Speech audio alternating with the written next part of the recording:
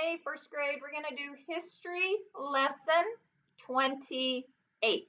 History lesson 28. The name of this is The Ungrateful Soldier. Here are the names, places, and vocabulary. For names, we have the Swedes and the Danes. We don't have places or vocabulary for this particular story, but the Swedes and the Danes lived in Europe. And this, of course, is the continent of Europe, and I can show you that the Swedes were from Sweden. See how they got their name? Sweden here is this long pink one. So the Swedes were from Sweden, and the Danes are from Denmark. Can you find Denmark? Look carefully. Yeah, it's this little, right here, the yellow. So the Swedes and the Danes are in our story today, okay? So now I'm going to tell you a story about an ungrateful soldier. Here, by the way, listening posture, we're ready to tell back when we finish. So get ready to narrate, so do your best listening. The Ungrateful Soldier. Here is another story of the battlefield, and it is much like the one which I have just told you. Not quite 100 years after the time of Sir Philip Sidney, who was from our last story, there was a war between the Swedes and the Danes. One day a great battle was fought, and the Swedes were beaten and driven from the field. A soldier of the Danes, who had been slightly wounded, was sitting on the ground. He was about to take a drink from a flask. All at once he heard someone say, "Oh, sir, give me a drink, for I am dying." It was a wounded Swede who spoke. He was lying on the ground only a little way off. The Dane went to him at once. He knelt down by the side of his fallen foe and pressed the flask to his lips. "Drink," said he, "for thy need is greater than mine." Hardly had he spoken these words when the Swede raised himself on his elbow. He pulled a pistol from his pocket and shot at the man who would have befriended him. The bullet grazed the Dane's shoulder, but did not do him much harm. "Ah, you rascal," he cried, "I was going to befriend you, and you repay me by trying to kill me? Now I will punish you. I would have given you all the water, but now you shall have only half." And with that, he drank the half of it, then gave the rest to the Swede. Here is a picture of the Swede and the Dane.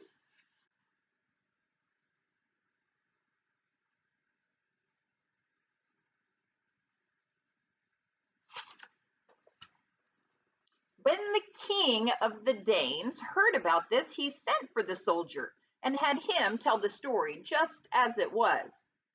"Why did you spare the life of the Swede after he had tried to kill you?" asked the king. "Because, sir," said the soldier, "I could never kill a wounded enemy." "Then you deserve to be a nobleman," said the king, and he rewarded him by making him a knight and giving him a noble title. All right, so here's our narration prompt. Here's your prompt. Here is another story of the battlefield and is much like the one which I have just told you. Pause and do your narration. Okay, now, does this story remind you of any other stories that we've heard recently? Like the last story. Yes, Sir Philip Sidney. Matter of fact, didn't you even hear the same line that Sir Philip Sidney had said? Do you remember that? "Thy need is greater than mine." So what good thing do we hear in this story? The word mercy might come to mind, the word compassion, putting others first. That's right. Yes. And also, I am going to share a Bible story, not Bible story, excuse me, Bible passage from Luke, Luke chapter 6. In Luke chapter 6, we hear Jesus um, telling people how they should treat their enemies, whether it's on a battlefield or on a playground or a brother or sister that you kind of not getting along with. Here's how we should treat these people. But I say to you who hear, love your enemies. Do good to those who hate you. Bless those who curse you. Pray for those who abuse you. To one who strikes you on the cheek, offer the other one also. And from one who takes away your cloak, do not withhold your tunic either.